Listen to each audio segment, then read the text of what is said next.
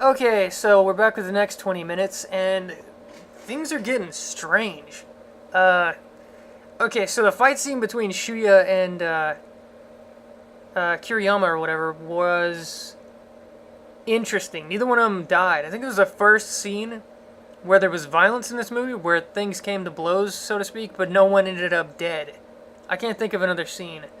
Uh, what is his name? It's like Kiriyama. Kiriyama had the bulletproof vest on, I think, although he doesn't show it. I think he took the bulletproof vest from the guy he killed with the sword, and and that's why he survived when Shuya shot him, because Shuya puts a bullet in his chest, and Kiriyama just kind of laughs about it or looks at him like strangely, and then he shoots him a couple more times, nothing happens. Kiriyama reloads his Uzi and shoots the crap out of the area and ends up hitting. He like winged Shuya, who fell into the water, and he gets rescued by the GPS guy out of nowhere for reasons I don't know, whatever. Very confusing. Then the GPS guy takes him to this lighthouse, where there's like five girls holed up. They're it's a really strange scene where they're acting like they're not in any danger, like it's just just like any other day or something like that. They're all laughing and happy and talking about just random stuff, and it all turns bloody at the end of the scene.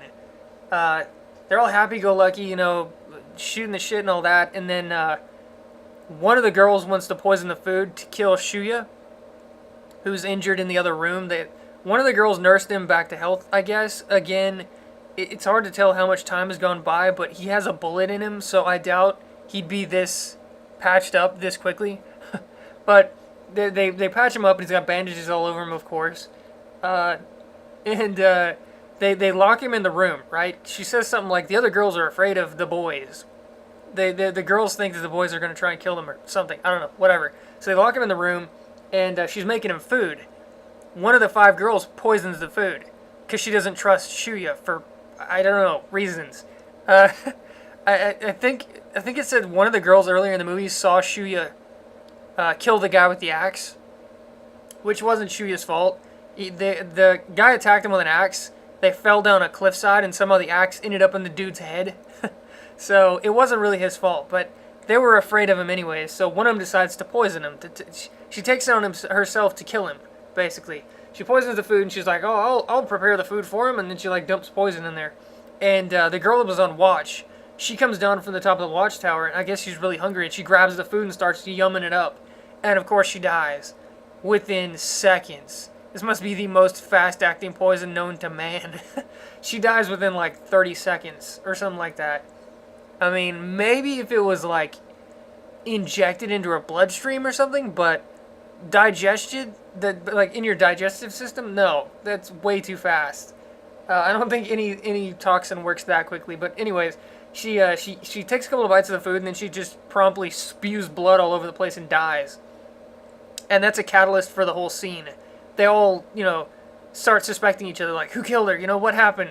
One of you are trying to kill us, and they'll, pull out guns and start blowing each other away. At the end of the scene, the only one still alive is the one who used the poison, ironically enough. She hid under a table. The one who tried to poison Shuya hid under the table while the other ones killed each other. And for whatever reason, she ends up letting Shuya out, which is really weird. First, she wanted him dead, and because she poisoned the food, she ended up killing basically everyone, indirectly, but she killed everyone in the room because of it. And then she lets Shuya out for reasons, I don't know. She promptly throws herself off the top of the lighthouse for killing her friends, I guess. And then Shuya somehow, like, he's got at least one bullet in him, but the way they've got him bandaged up, it looks like he's got several. Because they've got like half his body bandaged. He's basically in a body cast. But anyway, somehow he crawls himself across the forest towards where he was supposed to meet Kawada and Kuroko, whatever the hell her name is. So he's like marching his way through the jungle or whatever. And Kuroko has a dream of her and Katano. That's the tracksuit guy. I knew I'd seen him somewhere before. I looked it up. He was in Johnny Mnemonic. He was the boss of the corporation or whatever. I don't remember what the name of the corporation was, but they were the ones after the information in Johnny's head. It was vital to their something. They needed it for something. I don't remember. Whatever. But he was in that. He was the boss, the guy with the suit and all that. And so, like, I know I've seen him somewhere else before, but I can't remember. But that's the one that comes to mind, Johnny Mnemonic. But anyways, Kuroko dreams of Kitano like she knows him. So things even getting even more strange. It's like they knew each other when she was younger or something. And then just massive mindfuck. Shuya shows up to somewhere around where Kawada and Kuroko are camped or whatever. She runs off for no fucking reason, plot convenience, I guess. She runs off into the forest, and she runs into Shuya again, plot convenience. I mean, she can pick any direction. She just happens to run smack into him, and Kitano shows up out of nowhere. The tracksuit guy shows up out of nowhere with an umbrella, and she's like trying to tend to Shuya because he fell down because of his injuries or something, whatever. And Kitano shows up out of nowhere, and he gives her the umbrella. And he's like, you don't want to catch cold. I'm like, what the fuck? Why is this guy in the middle of the forest? For the whole rest of the movie, he's been sitting in like the command center or whatever with the soldiers, right? Protected by the soldiers. And then out of nowhere, he's just in the middle of the forest and hands her an umbrella. And says, you don't want to catch cold or something like that. Really weird. The whole movie he killed 2 of the kids himself. And the rest of the movie, he's been calling out their deaths, basically, who died when and all this stuff over the loudspeaker and telling them where the danger zones are. I forgot to mention that earlier, but on the map, it's like cross-sectioned to, different quadrants or whatever. And he calls out danger zones occasionally. And the way he made it sound, if you stay in the danger zone too long, something bad will happen, I think. I don't know, it was very vague. Maybe I just missed it. But nothing ever happens with the danger zones. They made a big deal of it at the beginning of the movie. That's why they have the maps. So they can figure out where they are and where the danger zones are or whatever. And that's why he keeps calling it out throughout the movie, where the danger zones are or whatever. But nothing ever happens with it. I mean, it's only been mentioned a couple of times in the entire movie. And nothing. They did nothing with it. Maybe it's not to that point yet. Maybe something's going to happen at the end of the movie with it. I don't know. But, yeah, really weird 20 minutes. I mean, it was really strange. The 5 girls, they're, like, giggling and laughing and having fun and all this stuff in the lighthouse. And then they just murder each other. And then the thing with Kitano showing up and the dream, the flashback or whatever that was with Noriko. I don't know what that... Maybe it's her father, or maybe she knew him when she was younger or something. She says something like she tells Kawada about it, that she dreamt about him and she thought he was lonely or something, but it seemed more like it was a memory than a dream. I don't know. I guess we'll see.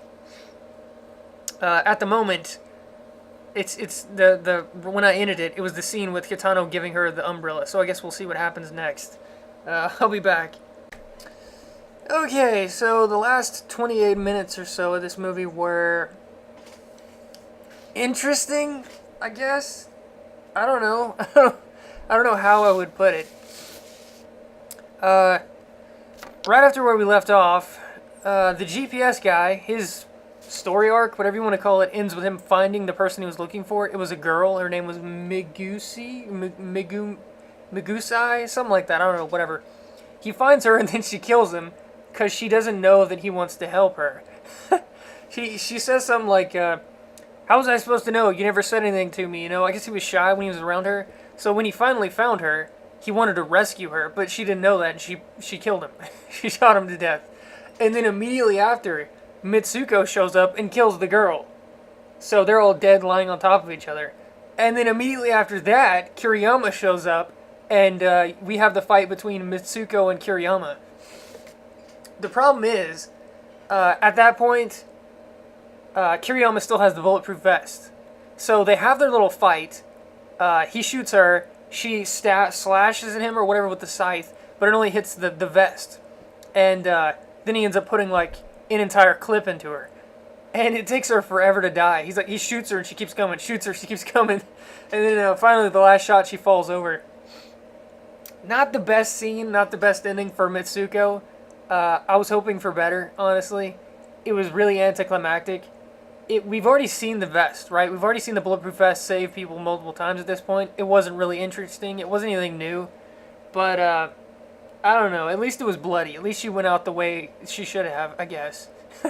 And then, Kiriyama, that was, one of his bigger scenes, I guess.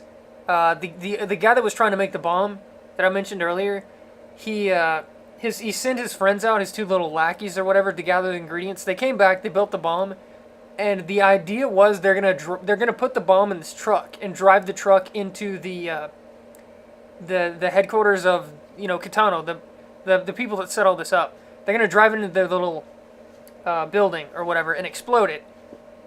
That's the plan. The problem is Kiriyama shows up. This guy is everywhere. I mean, every fucking where. Everywhere on the island at once. I mean, every single scene he shows up. But anyways, they set up the bomb. They create the bomb. They put it in the truck and all that. And they're about to drive away. Kiriyama shows up and starts killing them all. And then they end up blowing themselves up. So the bomb was kind of a failure. Their entire story arc ended in failure. You see them early in the movie getting together, and then you see them when they're planning to build the bomb, and then you see them when they're leaving, to place the bomb, to drive away, and Kiriyama just kills them. So they don't make it very far, and the last guy, the one who built the bomb, he explodes it and basically blows himself up. The whole place is on fire, and Kiriyama's like stumbling around in the fire. At this point, Kawada, Shuya, and Noriko, they all show up at the same time to the Inferno or whatever you want to call it, and Kawada's gonna have it out with Kiriyama. He tells them to wait. He squares off against Kiriyama. What he doesn't know is Kiriyama's blind at this point. The explosion took out his eyes. He can't see. So Kawada shoots at him, and then Kiriyama just starts guns blazing, like spraying bullets in his random direction because he's blind. He can't see him. And Kawada ends up shooting the collar, and the collar explodes and blows up Kiriyama's neck. So the two psychopaths at this point are down. Kiriyama killed Mitsuko, and then Kawada killed Kiriyama. So the two badasses, basically, of the bunch are gone. The only ones left at this point are Kawada, Shuya, and Noriko, or whatever. Everyone else is dead. And somehow they end up on the beach or something like that. I don't know how they got there. They weren't on a beach after they killed Kiriyama. And seeing as they were the only ones left, there was no reason for them to go running around. So, I don't know. Somehow they end up on a beach. And Kawada says something to the effect of, I played you guys. The story with Reiko and all that was all a lie just to set you up. And you're gullible. And, I set this up to where, he could kill them, basically. They would trust him so he could just easily kill them and win at the end. That was his plan or whatever. So you hear gunshots off screen. Should be a big, big glowing neon sign that you didn't actually physically see him shoot them. But you hear gunshots, and then Kitano calls it into the game.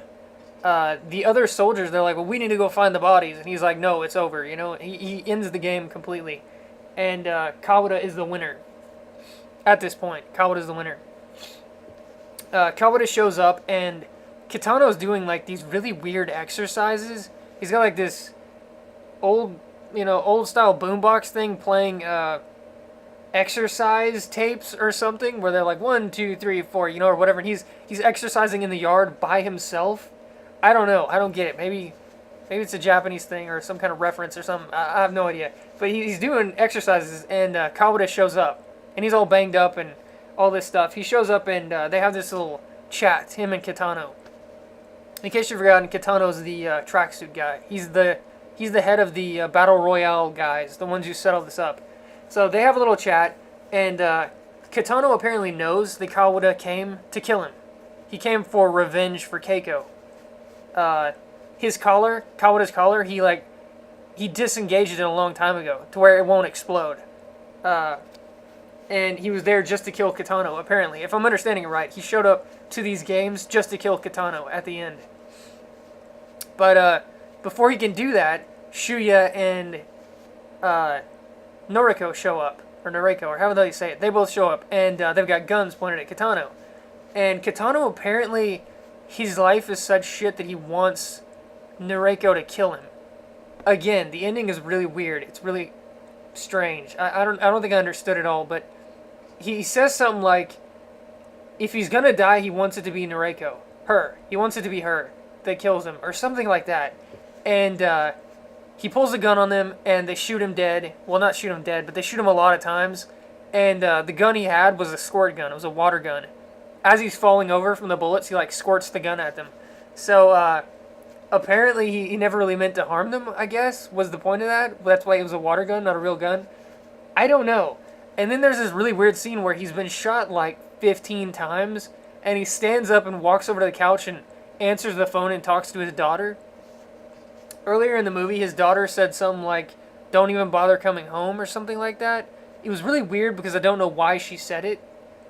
Maybe it's because he's part of the Battle Royale thing, or maybe he's just a really bad father or something. I don't know, but she says something like, "Don't bother coming home," and now he wants to die, I guess. I don't know, whatever. So they shoot him, and he takes the phone call, and he tells her something like she has to take responsibility for what she said, because he's dying now, I guess. So he's kind of blaming her for it. I don't know, it's really weird. Really, really weird. After that, they get on this boat, and they're going back to civilization, I guess. They were on an island the whole movie. And Kawada dies on the boat. He says, his last words were, "I understand what Keiko meant." And then he dies before he can tell Shuya and Noriko what it was. But a monologue or, voiceover or whatever continues his thoughts for us, for the audience. And he says something like, "True friends." That's what she meant.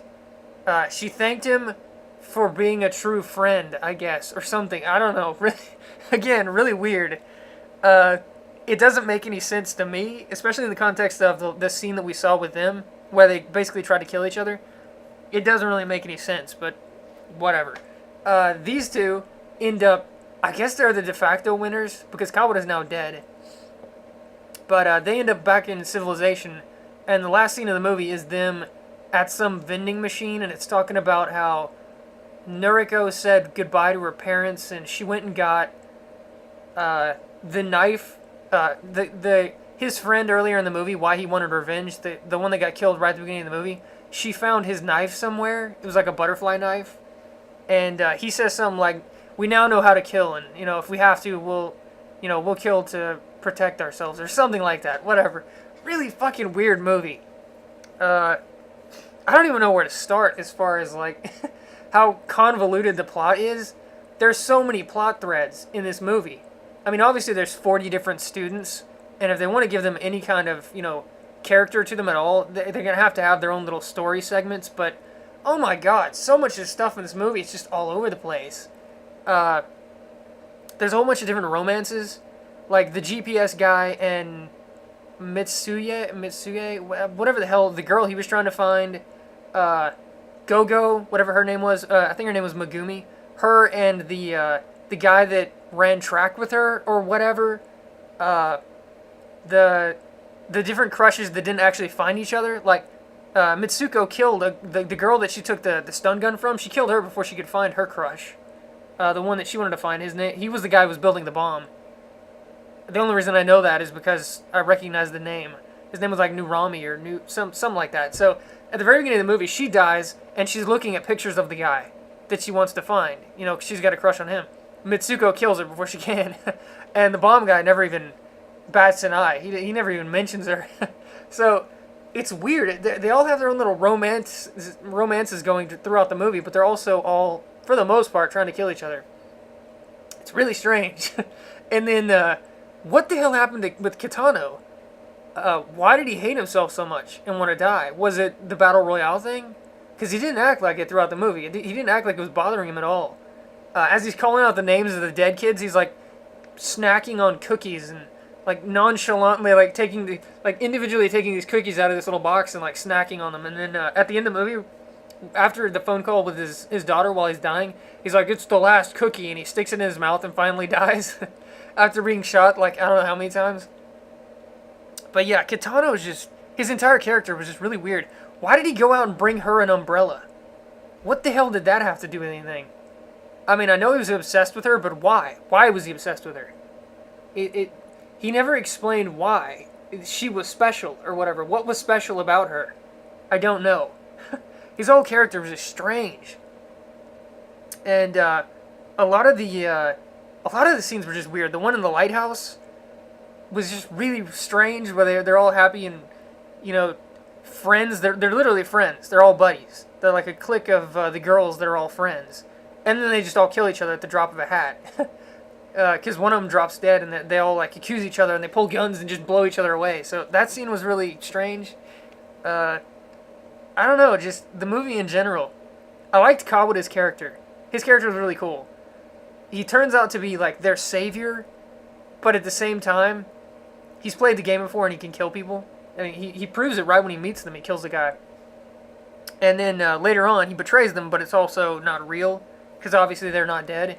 And then at the end, where you know, he finally figures out what happened with Keiko. I still don't understand it. I thought they were like supposed to be boyfriend and girlfriend or whatever. That's the way they made it sound, right? What does that have to do with being true friends? She thanked him for being a true friend.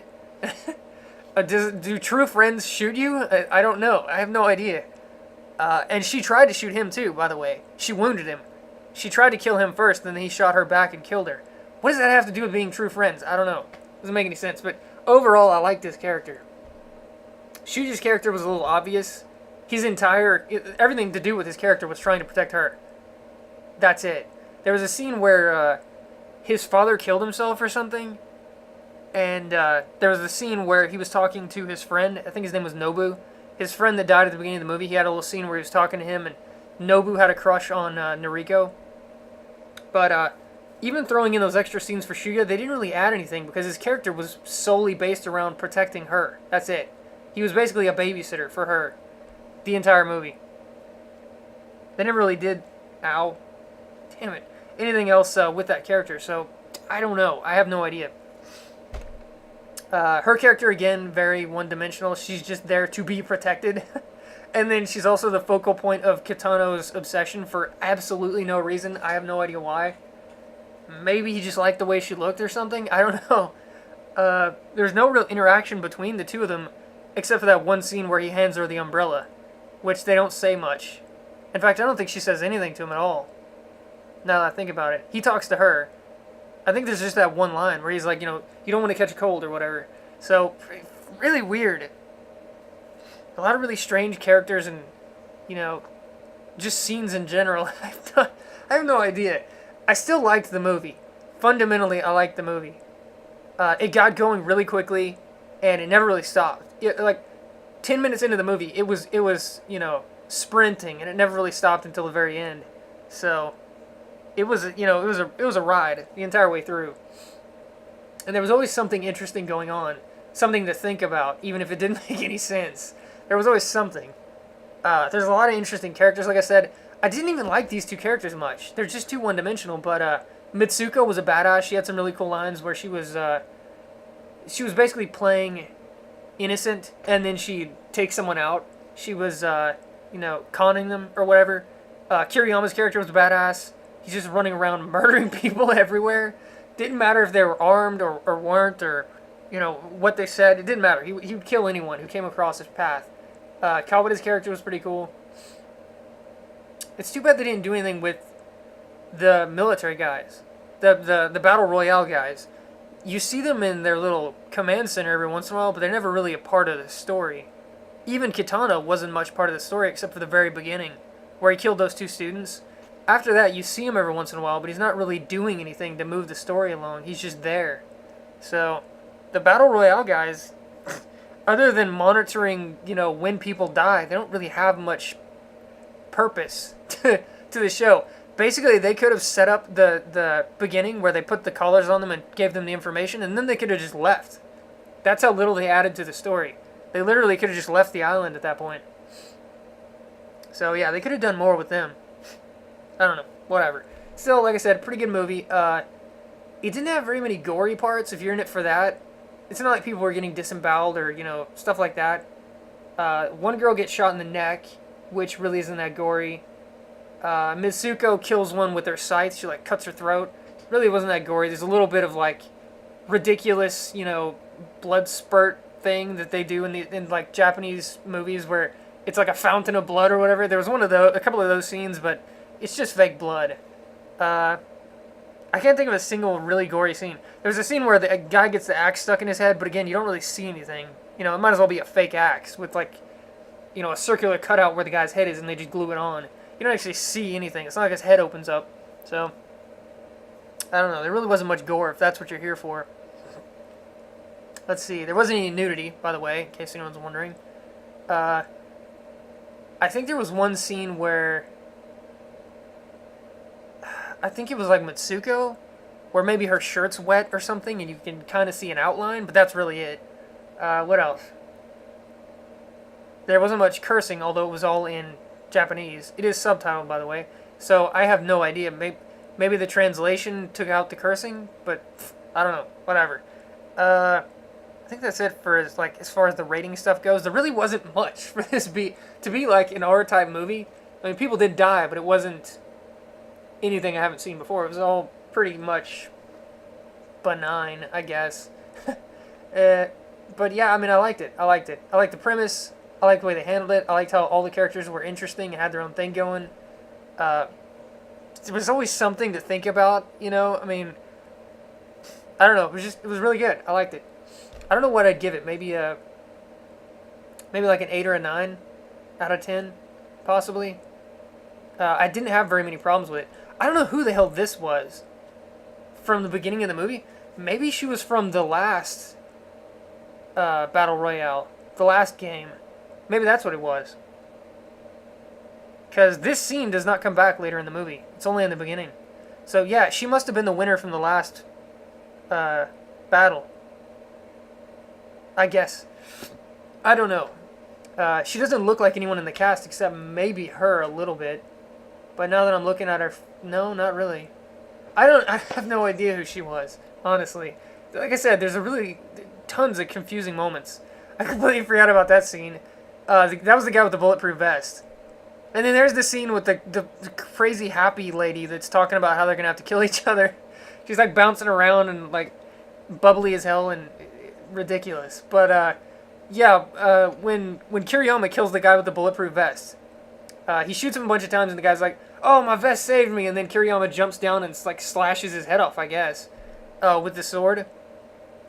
Right after that, he finds Kawada, Shuya, and Noriko? I can never get her name right. He finds those three in some kind of shack, and he throws this guy's severed head in there with the grenade in his mouth. So the whole shack gets blown up. That might have been the goriest scene, although there's not really much gore. It's just like a fake head that's, you know, cut. But yeah, he like, throws the guy's head in there with like the grenade stuck in his mouth. But I don't know. Interesting movie. I don't know what else to say. Are these the weapons? Oh, they are.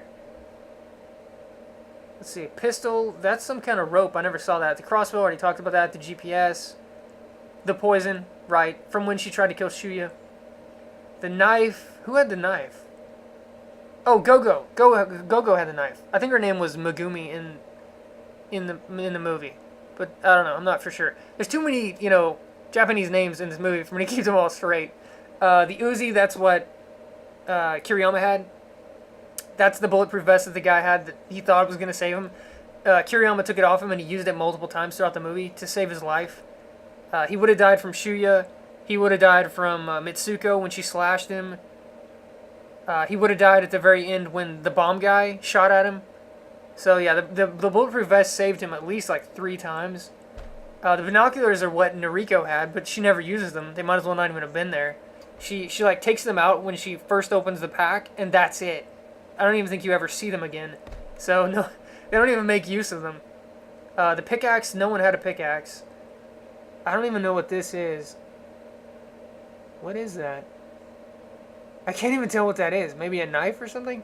The baseball bat. Someone had a baseball bat, but I don't think they used it. I remember seeing a baseball bat, but I don't remember them actually using it on anyone. The nunchucks, like I said, he just tosses them aside. Someone had a fork? We never saw the fork in the movie, so I don't know. Yeah, I never saw the fork. Another pistol. There was a bunch of different pistols, like I said. The fan, that's what Kiriyama started out with. Probably the most useless weapon out of all of them. Yeah, by far, the most useless weapon out of all of them. What the hell are you going to do with a paper fan? I mean, it's completely useless. But it didn't matter because he was the biggest badass of the bunch, you know? The first group he ran into, he just killed them all and took their guns. So, another gun. That was Kabuto's shotgun. Made very good use of that. Coat hanger. I don't remember a coat hanger. I don't remember a machete either. I would have remembered that. What is this? Oh, the stun gun. Right, yeah. The one that Mitsuko killed. She took that and used it on the third person she killed. Whenever the girl pulled a gun on her and she like shocked the gun and that shocked the girl and she dropped the gun. So yeah, the stun gun. I don't remember seeing that knife, like a kitchen knife. I remember seeing this like flip out knife, and I remember seeing the butterfly knife, but I don't remember this kind of knife. That was the pot lid that Shuya had. It actually saved his life. When the guy came at him with the axe, he blocked it with the pot lid. So the pot lid was basically a shield, is what it was. So yeah, it actually saved him. That was Mitsuko's weapon, and she used it very, very well throughout the movie. Killed a bunch of people. Another gun, the axe. That's the guy with the axe. Shuya blocks him with a shield. They fall down a hill, and then the axe ends up in like the top of his head. I don't know, whatever. The grenades, he takes them from the people and then throws them in that shack to try to blow up Shuya and Kabuto and all them. I don't remember where he got the sword, but he kills the guy with the bulletproof vest with the sword. It didn't show how he got the sword, though. Another pistol, and then the dumbass girls with the bullhorn or whatever. I'd forgotten about them. I didn't even mention them. They were like up on this hilltop or something somewhere, and they're using the bullhorn to call out for people to join them. They want to be friends or whatever. They're like, they don't want to be a part of the game, you know. We can all work together and all this stuff, and they're like using the bullhorn. And Kiriyama immediately shows up and murders them. Shuya's like calling out to them. He's like, he wants to go help them or whatever, and Kabuto's like, no, you can't. They're being too loud. They're a target now. You can't go over there. And sure enough, Kiriyama walks up behind him and just sprays them full of bullets. And then while one of them's dying on the ground, he like turns on the bullhorn to her lips, and you can hear her cries of death rattle. Through the bullhorn, everyone can hear it. So yeah, Kiriyama was an evil bastard. He was terrible. he was just straight up nasty. He by far killed the most people. He probably had like half the deaths credited to him. I mean, there was like 42 people total. He probably killed 20 of them. He was by far the best. And then the second was Mitsuko. She probably killed 5 or 6 or something like that. I'm trying to think. She killed the girl with the stun gun. She killed the girl with the gun. She killed Gogo, or Megumi, or whatever her name was. She killed the girl that killed the GPS guy. I keep calling him the GPS guy. I don't know what his name was. So that's 4. Who else? That might have been it. Oh no, there's a scene where it's like a flash forward scene where it's showing who has died. She killed 2 other people. For some reason they were naked. I don't know. You didn't actually see anything, but they were like turned over or something was on top of them or whatever, but technically they didn't have any clothes on. She killed both of them, so that's 6 right there. And then it showed Kiriyama killing a couple more people too. But you didn't actually see the scene. It was just him walking away as they were dead. Same for Mitsuko with the naked guys or whatever. Maybe she tried to seduce them or something and then killed them. I don't know, but that's 6 for her. I think that was it. I think she killed 6. But yeah, they were definitely the 2 most accomplished killers of the bunch. I don't know what else to say about this movie. It's worth watching. I would recommend it, definitely. It is the cooler version of Hunger Games. Whereas Hunger Games is more about whiny, pansy, angsty crap, and the beginning was just so much useless fluff, garbage. Just so much wasted potential. This is how you do it. This was a good movie. This movie didn't pull any punches, I mean, it took the premise and it ran with it. Straight up. And it was good. I liked it quite a bit. I think, yeah, that's when Kentano goes down, right there. When they shoot him, like, I don't know how many times. He has Kiriyama's Uzi. She has a pistol, and they just unload on him. What is this? Oh, hey, it's Kiriyama and Kabuto. Although this scene isn't actually in the movie. Where they're, right next to each other facing off with the guns. They do have that face-off but they're standing really far apart, and he's blind, and there's fire everywhere. So this must be like just for the hell of it, for press or whatever. There's Mitsuko and her evil ass. This is when the girl gets the advantage on Mitsuko, but she's like she's calling her a slut and telling her she's a horrible person. She's like kicking her on the ground, and Mitsuko spins around and uses the stun gun to shock her. So this girl could have killed Mitsuko right here. She had the advantage. She took her weapon away from her and she had a gun pointed at her, but she just took too damn long, you know? It's the classic scene where she's talking too much and she just should have just shot her. So I don't know what the hell Dracula has to do with Battle Royale, but whatever. What is this? I have no idea. Yeah, there's Gogo when she busts out the that like flip open knife. That's when she kills that guy. Cause see, he shot her and like scratched her face, and she just went fucking crazy after that. she warned him. She's like, if you don't leave, you know, I'm gonna get serious and kill you or whatever. And he was obsessed with her and he didn't want to leave. And then she ends up stabbing him in the dick a couple of times and then stabs him to death. Really nasty scene. Oh hey, okay, cosplay, I guess. Whatever. I guess he's supposed to be Kiriyama because he's got the sword. But anyways, good movie. Well worth watching. I liked it. I liked it quite a bit. 2 thumbs up. Very, very cool. I don't know what else to say about it. I highly recommend it. If nothing else, because interesting shit happens, you know? And, you know, it takes the premise and it doesn't fuck it up. It handles it well. So, good stuff. Anyways, I'll see you guys next time. Lighthouse for killing her friends, I guess. And then Shuya somehow, like, he's got at least 1 bullet in him, but the way they've got him bandaged up, it looks like he's got several. Because they've got like half his body bandaged. He's basically in a body cast. But anyway, somehow he crawls himself across the forest towards where he was supposed to meet Kawada and Kuroko, whatever the hell her name is. So he's like marching his way through the jungle or whatever. And Kuroko has a dream of her and Kitano. That's the tracksuit guy. I knew I'd seen him somewhere before. I looked it up. He was in Johnny Mnemonic.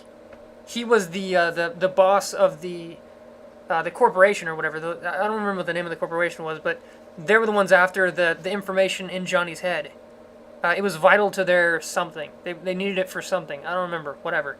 But he was in that. He was the boss, the guy with the suit and all that, and injected into her bloodstream or something. But digested, like in your digestive system, no, that's way too fast. I don't think any toxin works that quickly. But anyways, she takes a couple of bites of the food and then she just promptly spews blood all over the place and dies. And that's a catalyst for the whole scene. They all, you know, start suspecting each other, like, who killed her? You know, what happened? One of you are trying to kill us, and they'll, you know, pull out guns and start blowing each other away. At the end of the scene, the only one still alive is the one who used the poison, ironically enough. She hid under a table. The one who tried to poison Shuya hid under the table while the other ones killed each other. And for whatever reason, she ends up letting Shuya out, which is really weird. First, she wanted him dead, and because she poisoned the food, she ended up killing basically everyone, indirectly, but she killed everyone in the room because of it. And then she lets Shuya out for reasons, I don't know. She promptly throws herself off the top of the GPS guy out of nowhere for reasons, I don't know, whatever. Very confusing. Then the GPS guy takes him to this lighthouse where there's like 5 girls holed up. They're it's a really strange scene where they're acting like they're not in any danger, like it's just just like any other day or something like that. They're all laughing and happy and talking about just random stuff, and it all turns bloody at the end of the scene. They're all happy-go-lucky, you know, shooting the shit and all that, and then one of the girls wants to poison the food to kill Shuya, who's injured in the other room. One of the girls nursed him back to health, I guess. Again, it's hard to tell how much time has gone by, but he has a bullet in him, so I doubt he'd be this patched up this quickly. But they patch him up, and he's got bandages all over him, of course. And they lock him in the room, right? She says something like, the other girls are afraid of the boys. Okay, so we're back with the next 20 minutes, and things are getting strange. Okay, so the fight scene between Shuya and Kiriyama or whatever was interesting. Neither one of them died. I think it was the first scene where there was violence in this movie, where things came to blows, so to speak, but no one ended up dead. I can't think of another scene.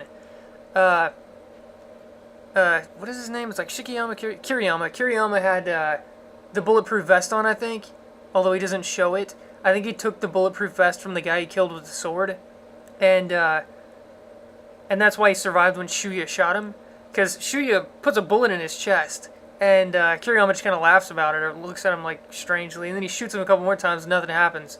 Kiriyama reloads his Uzi, and shoots the crap out of the area, and ends up hitting, he like winged Shuya, who fell into the water, and he gets rescued by the girls think that the boys are going to try and kill him or something, I don't know, whatever. So they lock him in the room, and she's making him food.